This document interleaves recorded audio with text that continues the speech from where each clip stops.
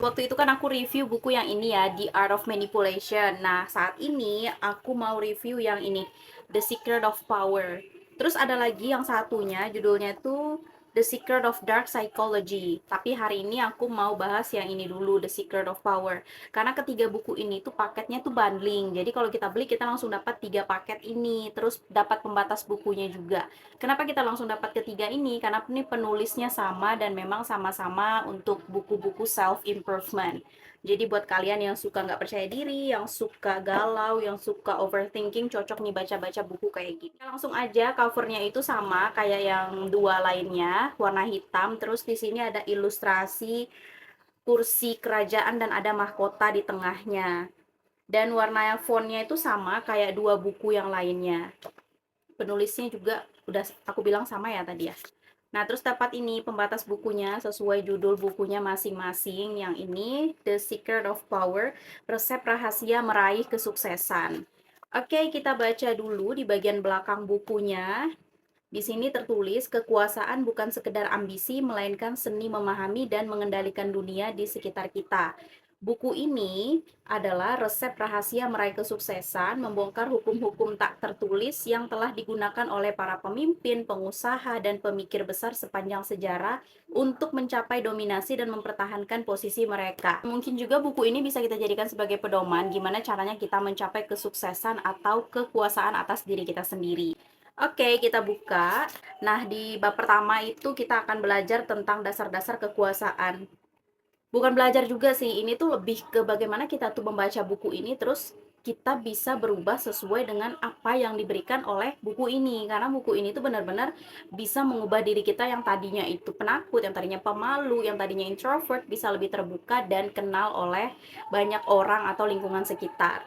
Nah, untuk awal-awal babnya ini akan membahas tentang pengenalan-pengenalan tentang kekuasaan dulu ya.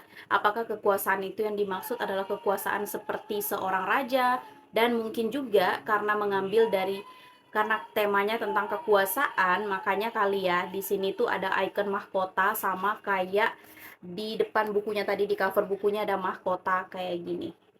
Tuh. Oke, selanjutnya di sini aku ada ketemu satu quote yang menurut aku ini lumayan bagus sih. Jangan lebih hebat dari atasan. Jangan tampil lebih hebat dari atasanmu.